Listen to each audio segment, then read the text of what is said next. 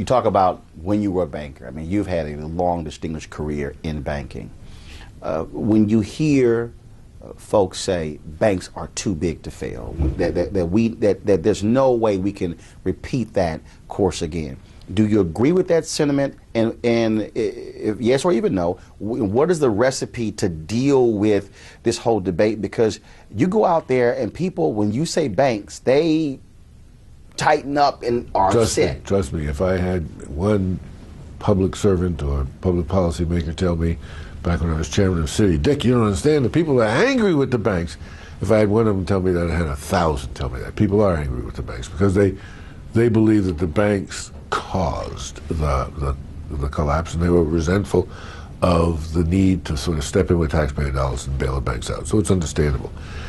The question of too big to fail is a very complicated one.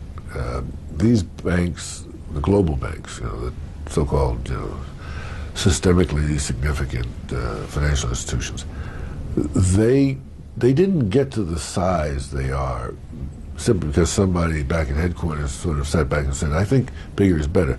They got to the size and complexity they are because that's what the marketplace was calling for.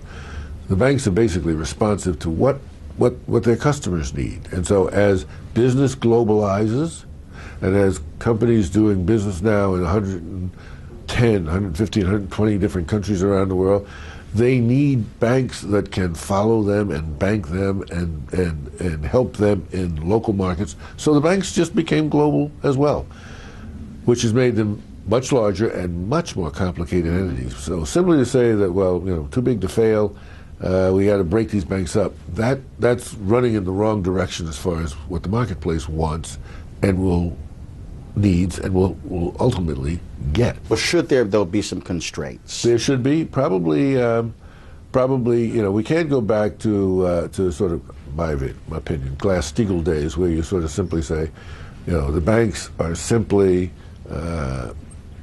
sort of deposit takers and lenders to businesses and consumers, and everything else is outside the banking system.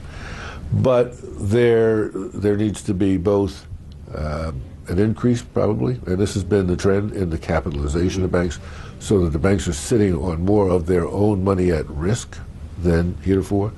There needs to be a rethink about the regulatory structure that looks at banks. It really needs to be global, because the banks are global. And then there need to be clearer methods. The real problem was when all the banks were threatened with going down, we had no formula, no program, no pilots, no knowledge about how to disassemble them piece by piece and move risk out of the system. This is something the government's been working on now. What do you do with a big bank that gets in trouble, other than come in and pump money in to keep it alive? How do you take it down piece by piece? So, as I said, it's a complicated problem. People are working on it.